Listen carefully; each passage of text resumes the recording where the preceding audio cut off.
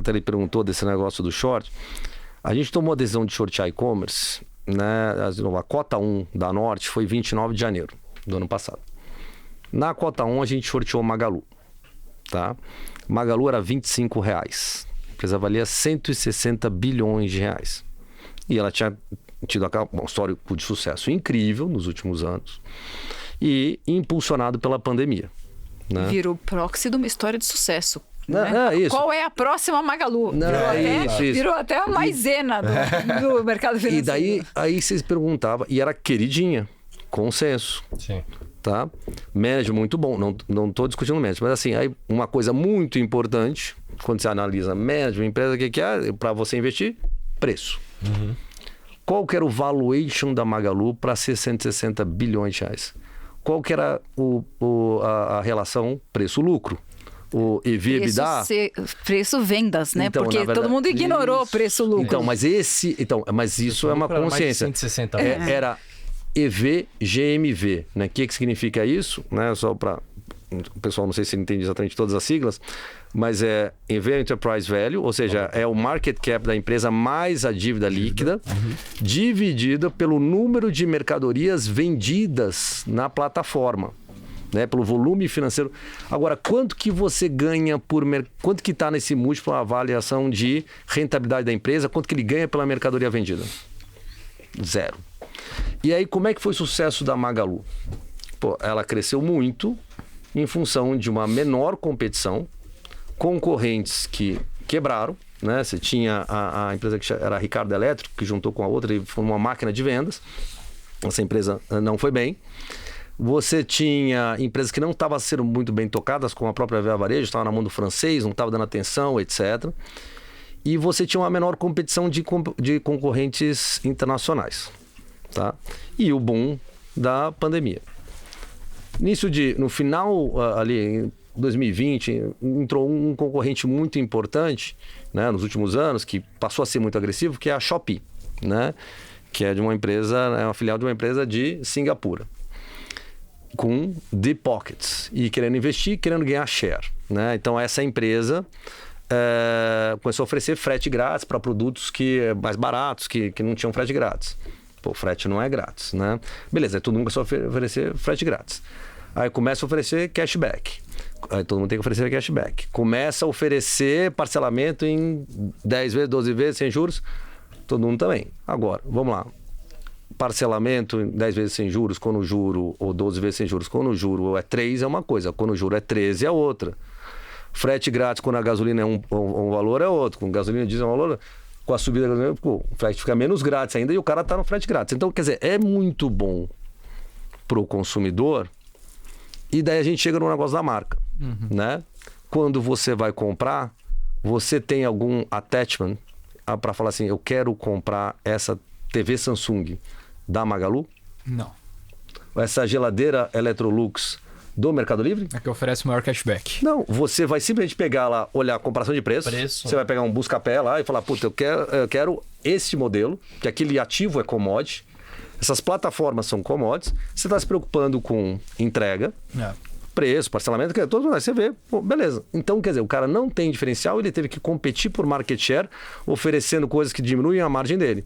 E acabou de ter um boom, e a empresa vale 160 bilhões de reais, e é avaliada num múltiplo que não olha de nenhuma maneira a rentabilidade. Ou seja, então várias coisas que se compuseram, você fala, short. Então, a gente shorteou, aí depois a gente foi... Em que momento foi isso, mais ou menos, vocês começaram? Janeiro do ano passado. Janeiro do ano passado. Então, era a Magalu era R$25, né? Aí passou mais um tempo, a gente foi tendo mais convicção até na história de juros, porque daí aí vem um outro elemento, macro.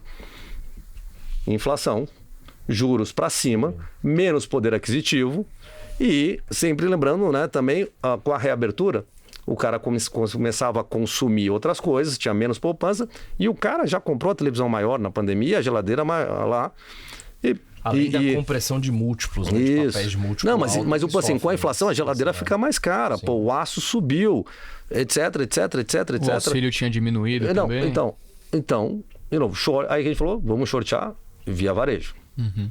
E nessa mesma época a gente falou, uma outra empresa que a gente também não está mais short, a gente não está short no setor, está long agora no setor, mas assim, outra empresa que a gente achou também e que tinha um business model complicado e que é diferente dela, mas também é e-commerce, é a Enjoei, que tinha feito o IPO.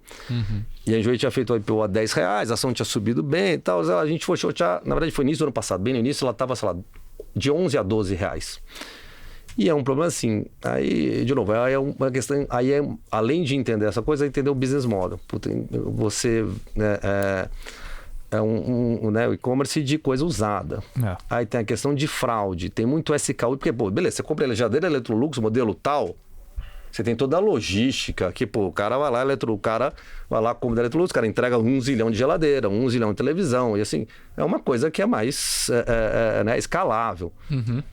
Putz, itens usados, aí é de pessoas diferentes, com característica diferente, você tem que verificar se é fraude, se não é, se tem um problema, se não tem. A gente falou, cara, isso aqui não, assim, muito complicado de escalar. E eu vou completar, né, que o famoso CAC, né, que é o custo de aquisição do cliente, explodiu nesses últimos 2 anos. Então, para Enjoei, porque eu fiquei short em Enjoei e Via Varejo também, para Enjoei, a rentabilização desse crescimento começou a ficar inviável. Porque ele conseguia crescer, né? E estava conseguindo crescer, mas não conseguia rentabilizar, porque o custo daquele cliente ficou muito caro. Não, e aí você entra no site para ver a experiência. Eu não sou cliente da Enjoei, não entrei lá, vamos ver, ficamos discutindo. Cara, é difícil isso aqui, né? Assim, você ficar imaginando. E a gente falou, putz, tá errado. E mais um ponto, só para completar, desculpa te interromper, e com outros players grandes entrando no second hand. Então, Renner, Arezzo comprou a Troc. Então, grandes players entrando e com uma seguinte vantagem, né? Se você tem uma Renner ou uma Arezzo que entra no second hand, onde a pessoa coloca o item usado dela e ganha créditos para comprar, para fidelizar na marca. Então, fica uma concorrência quase injusta em relação a um player que só tem a parte da venda do usado. E teve troca de management, além de tudo, se eu não me engano, nesse meio tempo, né? Da gente chegando ali, se não me engano, eu tinha conversado com o CEO, não sei se foi o CEO ou CFO, a coisa de 1 ano atrás, e era muito recente a presença dele na empresa. Mas foi mais esse caso do business model, e assim, aí voltando na pergunta, Ferreira, assim, não era, assim, o short no e-commerce, zero consenso. Né? Pessoal, e muita gente, assim... que tinha Via Varejo, até Via Varejo era meio até um pouco de meme stock, assim, uma das meme stocks brasileiras que o varejo gostava muito, né? Tinha muita gente, sei lá, nesses influenciadores, né? Defendendo. Variconga. Então, esse é o ponto. E daí, sem olhar o macro, né? Lembra? Mudando. Aquele dream inside a dream lá que eu falei, e sem olhar isso e na paixão, no amor. Então Via Varejo, Futebol Clube e mesmo Magalu. Então a gente achou bem tranquilo, não é que é bem tranquilo, né? Mas as ações sempre tem o risco, tem que avaliar qual o tamanho que você faz, mas tinha uma tese bem calcada.